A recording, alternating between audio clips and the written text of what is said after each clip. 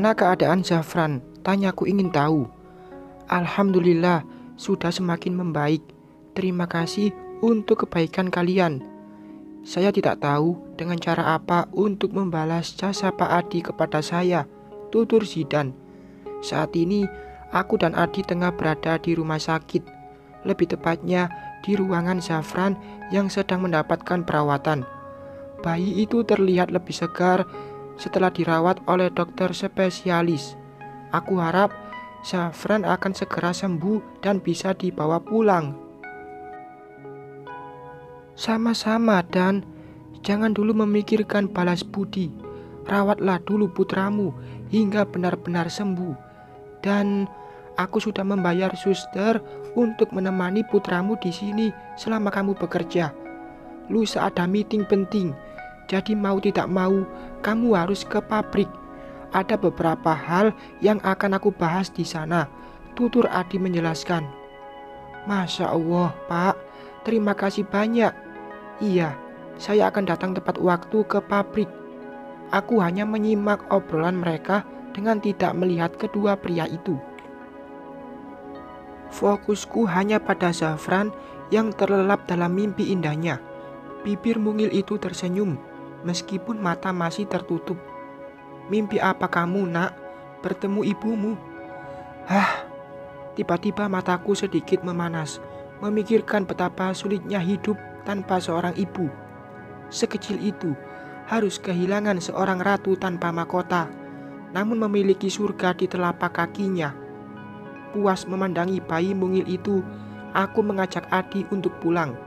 Entah kenapa, aku jadi merindukan Safa. Sudah beberapa hari ini, dia sering aku tinggal untuk mengurus pernikahanku dengan Adi. "Mau makan dulu gak?" tawar Adi. Aku menggelengkan kepala. "Kenapa? Keluar dari rumah sakit kok wajahnya ditekuk? Masih betah di sana?" tanyanya. Aku melirik wajah itu yang pandangannya lurus ke depan. Tidak setenang tadi, justru seperti sedang menahan sesuatu. Marah, cemburu. Dasar Adi, selalu berpikir yang tidak-tidak tentangku. Aku menyenderkan kepala pada pundak pria di sampingku itu. Tangan kulingkarkan pada lengan kanannya. Kurasakan tubuh Adi menegang. Dia melirikku sekilas, kemudian kembali memalingkan wajah ke depan sana. "Jangan seperti ini, Al," ucapnya kemudian. Sebentar saja, aku sedang membayangkan betapa sulitnya hidup tanpa seorang ibu. Aku jadi ingat Safa. Apa dia marah ya? "Setiap hari aku tinggal pergi," ujarku, semakin mengeratkan pelukan pada lengan Adi. Pria itu berdehem. Ia masih menatap lurus ke depan, enggan melihatku yang sengaja bermanja padanya. Mobil masih melaju sedang, membawaku untuk pulang. Namun, di tengah perjalanan, Adi memberikan sebuah ide untuk mampir ke salah satu restoran untuk membelikan ayam goreng crispy kesukaan Safa.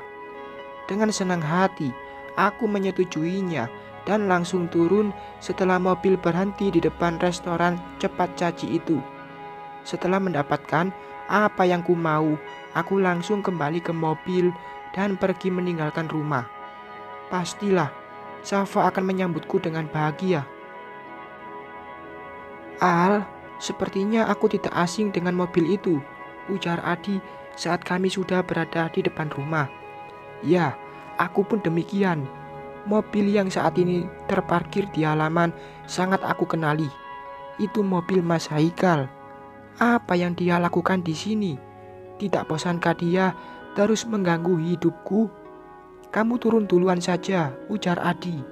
Aku pun membuka pintu mobil, turun dari kendaraan roda 4 itu, seraya menenteng kantong berisikan ayam crispy untuk Safa. Adi sudah duduk di kursi rodanya. Aku pun mendorong pria itu hingga masuk ke dalam rumah. Saat di ruang tamu, ternyata memang ada Mas Haikal yang tengah memeluk Safa. Melihat kami datang, Safa langsung turun dari pangkuan ayahnya dan langsung naik ke pangkuan Adi. dia meminta calon suamiku itu melajukan kursi roda seolah-olah bermain mobil-mobilan. "Al, sudah pulang," ujar Mas Haikal. Aku mengangguk dengan senyum tipis. Di sana juga ada Ibu Soraya dengan Naima juga Tante Ratna. Mungkin mereka sengaja mengawal Safa agar Mas Haikal tidak berbuat semaunya. Aku duduk di samping Tante Ratna dengan pandangan ke arah Safa yang tengah bermain di teras rumah bersama Adi. Gelak tawanya membuat Mas Haikal enggan memalingkan pandangan ke arah lain. Cemburukah dia melihat itu? Pasti. Bisa aku lihat dari sorot matanya yang tidak menyukai itu. "Tumben, Mas sama Ibu datang. Ada apa?" tanyaku, membuat dua sosok di depan sana menoleh ke arahku. Ibu dan Mas Haikal saling pandang, lalu mengembuskan nafas bersamaan. "Bu, bisa tinggalkan kami dengan Alina," ujar Mas Haikal pada Tante Ratna. Paham akan situasi, Tante Ratna dan Naima masuk ke dalam, seraya membawa kantong yang aku bawa tadi. Setelah kepergian ibu dan anak itu, Mas Haikal tidak langsung bicara. Ia masih diam, membuatku bingung sendiri. Jika harus menilai, mantan suamiku itu terlihat lebih kurus. Begitupun dengan mantan mertuaku. Wajah keduanya juga terlihat tidak biasa. Ada beberapa bekas luka yang tidak aku tahu apa sebabnya. "Bicaralah, Mas. Kenapa diam saja?" ujarku kemudian. "Kedatangan kami ke sini tidak lain untuk melihat Safa. Aku dan ibu merindukan dia. Juga kami ingin minta maaf padamu, Al." Aku mengerutkan kening. "Betul, Alina. Secara pribadi, ibu ingin meminta maaf yang sebesar-besarnya padamu atas perlakuan ibu sewaktu kita masih tinggal bersama. Maafkan ibu, Alina." "Maaf," ujar Ibu Soraya terlihat tulus. Aku bergeming. "Aku juga minta maaf atas nama almarhum Amira. Maafkan dia yang pernah menyakitimu sewaktu dulu. Demi Tuhan, kami benar-benar tulus ingin meminta maaf, tidak ada maksud lain." Mas Haikal kembali berucap, dan kali ini ucapannya membuatku kaget. Bagaimana tidak? Barusan dia menyebut nama istrinya dengan almarhum. Mungkinkah Amira meninggal, Mas? Tanyaku akhirnya. "Iya, dalam sebuah kecelakaan saat kami pulang dari tokomu waktu itu. Kecelakaan beruntun itu merenggut Amira." Aku melongo, kaget luar biasa dengan jawaban Mas Haikal. "Kecelakaan beruntun? Kamu sedang tidak bercanda kan, Mas?" ujarku masih tidak percaya. "Tidak, Al. Untuk apa aku bercanda dengan kematian? Amira memang sudah tidak ada, dan sebagai suaminya, aku ingin memohon maaf atas nama dia kepadamu. Maafkan Amira." Aku meneguk ludah dengan sangat susah. Sungguh, aku masih belum percaya jika Amira salah satu korban dalam kecelakaan tersebut. Pantaslah, wajah kedua orang yang ada di depanku itu terlihat berbeda. Mungkin luka-luka itu bekas kecelakaan yang mereka alami. "Al, apa kamu tidak bersedia memaafkan Amira?" "Tentu, Mas. Tentu saja aku memaafkannya. Aku juga minta maaf jika mungkin selama aku kenal dengan kalian ada kata-kata dariku yang menyakiti hati. Ibu, maafkan Alina. Mungkin dulu Alina tidak menjadi menantu yang baik untuk ibu," ujarku, memandang wanita parubaya itu seraya menangkupkan tangan. Ibu beringsut turun dari tempat duduknya. Ia menghampiriku dan memeluk tubuh ini, seraya menangis sesenggukan. Ini adalah pertama kalinya Ibu Indah Soraya memeluk tubuhku. Selama aku hidup dengan putranya, tidak pernah dia melakukan hal seperti ini. "Maafkan ibu, Nak. Maaf," ujarnya di sela tangis. "Alina sudah memaafkan ibu. Maafkan Alina juga, ya Bu."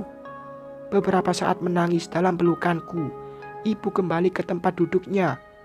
Beberapa saat kami mengobrol, membicarakan tentang kecelakaan yang merenggut Amira. Aku juga mempertanyakan Baskoro yang waktu itu ikut dengan mereka. Namun katanya Baskoro selamat, hanya Amira yang meninggal dalam tragedi itu. Setelah mengobrol panjang lebar, Mas Haikal dan ibu pamit pulang.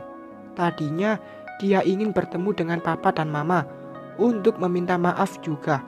Namun sayangnya orang tuaku sedang tidak ada di rumah. Keinginan mereka pun tidak terkabulkan. Safa, ayah pulang dulu ya. Safa jangan nakal sama mama di sini, ujar Mas Haikal pada putrinya. Safa mengangguk tanpa turun dari pangkuan Adi. Saat ibu hendak memeluk, Safa menghindar. Ia malah memeluk Adi, enggan dipeluk neneknya itu. Maaf bu, mungkin Safanya sedang rewel, ucapku, agar ibu tidak sakit hati. Iya, gak apa-apa, ibu paham kok, ujar ibu. Oh iya Al, ini untuk Safa, tidak banyak, tapi izinkan aku tetap memberikan tanggung jawab untuk putriku. Terimalah, hitung-hitung buah jajannya. Mas Haikal memberikan amplop berwarna coklat padaku. Ragu, tapi aku tetap menerimanya untuk menghargai usaha dia yang ingin tetap bertanggung jawab pada putrinya. Selain padaku, Mas Haikal juga meminta maaf pada Adi yang pernah dia hina dengan sangat rendah hati. Adi menerima uluran tangan mantan suamiku itu. Mas Haikal dan ibu keluar dari rumah. Mereka berjalan menuju mobilnya dengan ibu yang memegang lengan putranya itu. Jika diperhatikan, cara jalan ibu tidak seperti orang pada umumnya. Terlihat pincang karena mungkin akibat dari kecelakaan itu. Sungguh, Tuhan sangat berkuasa di atas segalanya. Waktu itu, Mas Haikal pernah menghina Adi dengan kondisinya, dan sekarang nikmat berjalan sempurna. Allah mengambil dari ibunya Mas Haikal. Ini adalah pelajaran untukku. Merendahkan orang lain, menghina orang lain, artinya merendahkan diri kita sendiri. Dan suatu saat, di depan nanti, Allah akan mendudukkan kita pada posisi itu. Yuk masuk, aku mengajak Safa dan Adi setelah dua orang itu pergi. Tadi aku dengar mereka katanya kecelakaan ya. Kataku, seraya mendorong kursi roda Adi. Kok mobilnya masih baik-baik saja? Waktu itu mereka memakai mobil Baskoro. Jadi mobil ayahnya Safa aman, ujarku, menjawab pertanyaan Adi. Sampai di ruang tengah, aku membantu Adi untuk turun dari kursi rodanya. Kami duduk lesehan di atas karpet, seraya membuka kotak berisikan ayam crispy yang tadi disimpan Naimah. Nai, tante mana? Sini, ikut makan, ujarku pada wanita muda itu. Enggak ah, makasih mbak. Aku ada yang harus diurus di belakang. Mama lagi teleponan sama owner catering, ujar Naimah seraya pergi ke belakang. Ah, gadis itu sangat pemalu. Dia lebih banyak menghabiskan waktu di dapur ketimbang ikut nimbrung bersama kami. Aku jadi punya ide untuk menjodohkan Naimah dengan Bang Aldi. Apa Bang Aldi akan mau pada adik sepupunya itu? Akan aku coba. Siapa tahu jodoh. Akan sangat menyenangkan jika iparku adalah Naimah. Habis ketemu mantan, jadi senyum-senyum sendiri ya. Suara seorang pria dewasa membuyarkan lamunanku. Suka gitu deh. Aku mencolek saus tomat lalu menempelkannya pada bibir Adi. Adi langsung melotot ke arah Safa, seraya memanyunkan bibir membuat gadis itu tertawa, memamerkan deretan giginya yang menghitam di bagian depan. Seperti dugaanku, Safa sangat bahagia dan lahap memakan ayam crispy itu. Dia melucuti tepung yang menempel pada daging, lalu mencocolkannya pada saus tomat, kemudian melahapnya, menirukan selebgram yang sedang makan besar. Aku dan Adi sampai tertawa melihat tingkah putriku yang lucu. Ayahnya Safa ngasih uang, baiknya dibelikan apa ya, ujarku di sela makan. Belikan perhiasan atau logam mulia. Tapi enggak banyak, ujarku, menjawab ucapan Adi. Emang kalau beli emas atau logam mulia harus dengan uang yang banyak? Tidak juga, Al, seadanya saja, secukupnya uang, kemudian disimpan. Lalu jika Safa sudah dewasa, berikan dan kasih tahu dia jika ayahnya pernah memberikan tanggung jawab, biar Safa tidak membenci ayah kandungnya. Bagaimanapun, Safa akan butuh Haikal suatu saat nanti. Aku memicingkan mata melihat Adi dengan bibir yang mengerucut. So sweetnya kamu, ujarku, membuat pria itu mesem-mesem. Kamu tuh berubah, Al. Apanya yang berubah, ujarku. Dulu saat masih menjadi istri orang, kamu tuh sok kuat dan dingin. Sekarang setelah jadi janda, astagfirullah, Adi mengusap wajah, jadi tambah manja dan mengemaskan.